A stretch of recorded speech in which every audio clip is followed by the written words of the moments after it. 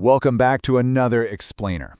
Today we're unpacking a truly fascinating ancient text that explores this wild, supposed connection between our physical physiology and our ultimate destiny. We're going to break down some incredibly specific historical rules that claim to literally decode your life's path just by looking at your face. It's a hugely interesting cultural interpretation of the human body, and we're going to map the whole thing out for you today.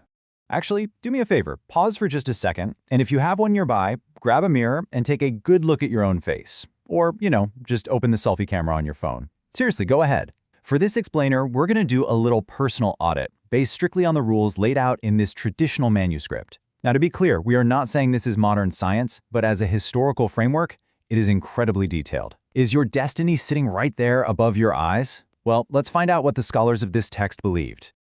Okay, let's dive right into this. Here is our roadmap for today. First, the secret of the body and mind.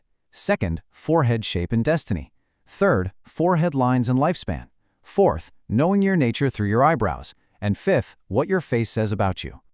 Starting with Section 1, the secret of body and mind.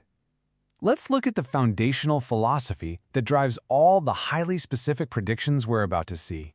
So, the crucial point you need to understand is that this text operates on a concept akin to physiognomy. The scholars behind this manuscript firmly believe that your human mental states, your attitudes, your daily habits, they don't just stay locked away in your brain. They actually literally alter the physical structure of your body over time. According to this framework, when a habit becomes deeply ingrained, it leaves visible marks on you. By reading these physical structural signs, the text claims you can uncover a person's true disposition and, by extension, predict their future. Moving down to Section 2, Forehead, Shape, and Destiny. Let's start at the very top of the face. The source text outlines 25 incredibly specific rules just for the forehead alone. Let's look at the basic shapes first, because the text creates a really stark contrast here. If you have a high, wide forehead, the manuscript predicts you're going to enjoy king-like wealth and luxury. Sounds great, right? But on the flip side, if your forehead is small, you're said to have a much more ordinary life. Though, on the plus side, it says you'll be generous. However, if your forehead is uneven, like high in some places, low in others, or crooked, the text links this directly to a lack of intelligence and a tendency towards sinful deeds. No, what's really fascinating is that the text goes way beyond just general shapes. It actually looks for literal symbols naturally formed in the creases and contours of the forehead.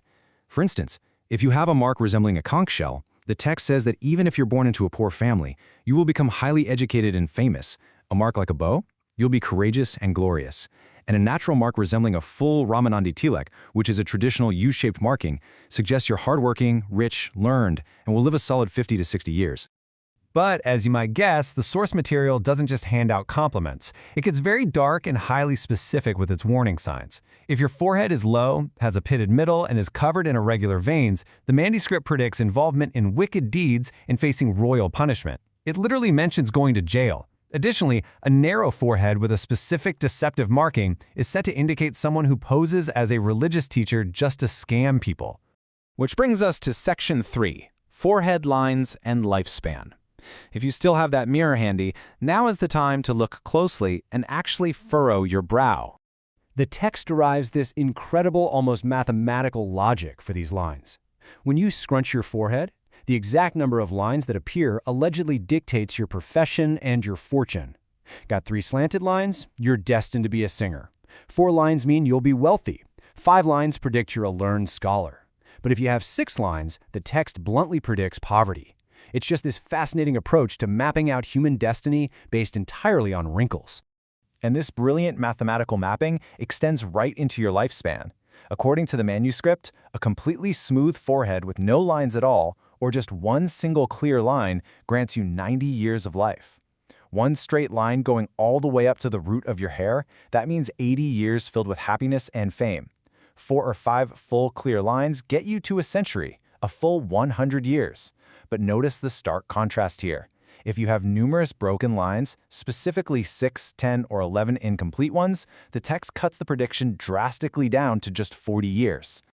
But what is the absolute maximum lifespan mentioned in this entire analysis? 120 years. To unlock this legendary lifespan, according to the text, you need a very specific physical trait, crescent moon-shaped lines sitting right above your eyebrows. The text also lists some wildly specific and, frankly, pretty severe anomalies. 1 crooked line near the brow, just 30 years. 3 or 4 broken lines means a short life and a deceitful nature.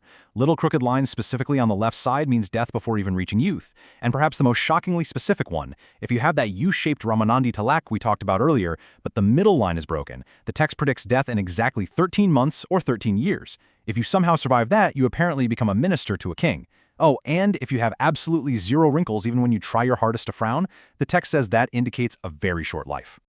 All right, Section 4. Knowing your nature through eyebrows. Drop your gaze just a bit lower in that mirror. We're going to look at the 8 specific rules the source outlines for what eyebrows reveal about your inner nature. The text essentially drops eyebrows into 2 main contrasting buckets. First, the virtuous eyebrow. This one is open, deep black, smooth, soft, and short. If you've got these, the manuscript claims you are wealthy, virtuous, and highly learned.